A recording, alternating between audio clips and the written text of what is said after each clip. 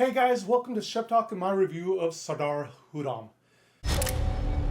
Freedom is my birthright, and fighting for freedom is no crime.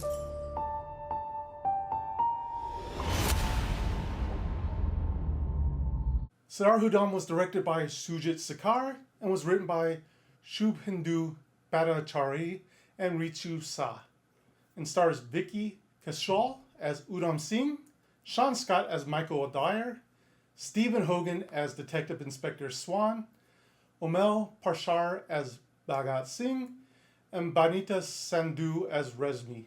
Sardar Udham has a runtime of 2 hours and 45 minutes. Quick synopsis. In a gripping historical drama, we follow Udham Singh, a man consumed by grief after a profound loss, driven by a burning desire to seek justice for the April 1919 tragedy. He embarks on a journey to London. There he confronts the architects of the atrocity, determined to hold them accountable and shed light on the suffering endured.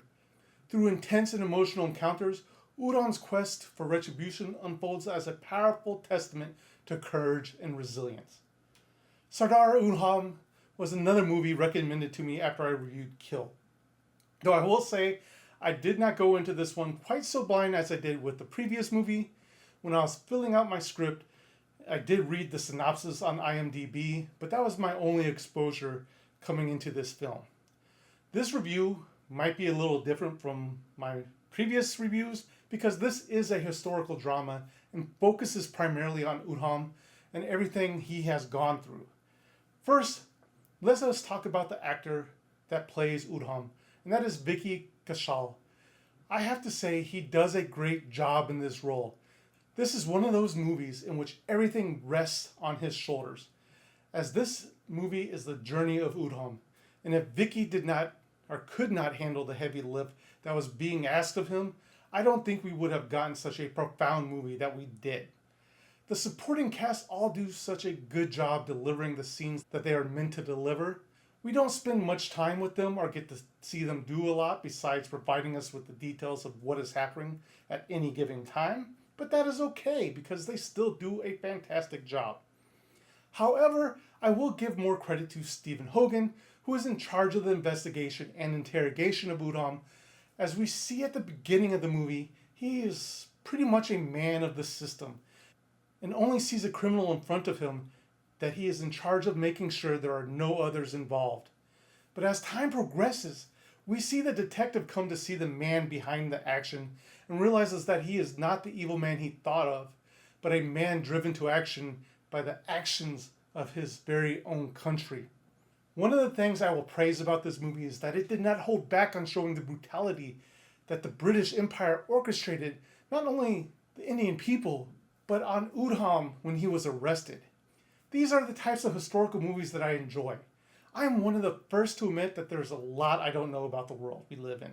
And so when I find a good historical movie that can shed light on some of the important events that have happened in this world and do it in a way that makes you not only enjoy the movie you are watching, but to educate you on what happened in that time, then I call that a win in my book. And Sardar Udham does that, giving us a historical movie that is not only educational about the events of Udham, but also a movie that is so well done. And I am not going to spoil the third act, but I wanted to talk about it. In the third act, we finally find out the driving motivation of Udham and why he did what he did. And some movies might give us a high-level view of events. This movie does not. They show us the brutal, horrific, and gory details of what happened on April 1919. And it is just so emotional to watch as Udham struggles with what happened that day. Sound and music. Now this has to be one of the first Indian movies that I've watched where music was not front and center, but more of a subdued background soundtrack. And I can understand that completely with the type of movie this is and wanting the audience to focus on what is happening on screen and what is being said, by having the loud music in the background. Now, onto some of my nitpicks of the movie. And I'm going to be honest, these are truly nitpicks and not dislikes of this movie. And the first up is pacing. This movie is a slow burn. And like I said, this is a nitpick because unlike some of the other movies I have reviewed and called out for the pacing, this movie was purposely a slow-moving movie. so that it could show us all we needed to see and understand what was happening. Runtime. I really shouldn't be surprised anymore going into Indian movies with these almost 3-hour movies. But here we are with yet another movie that is almost 3 hours long. And with it being a slow burn movie, you can feel the length of this movie.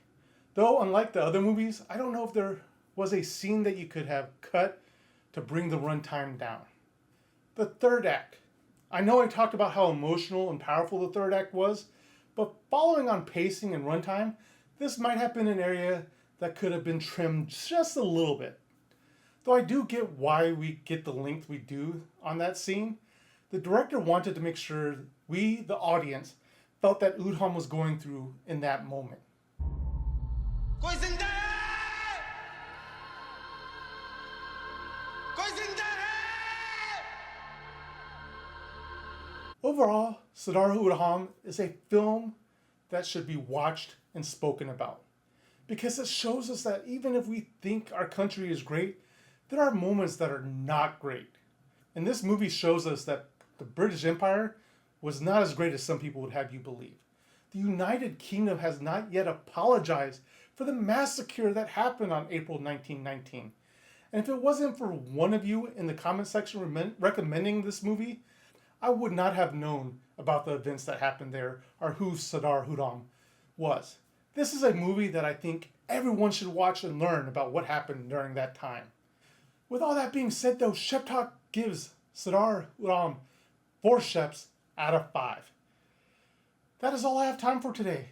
If you haven't done so already, please remember to like, share, and subscribe.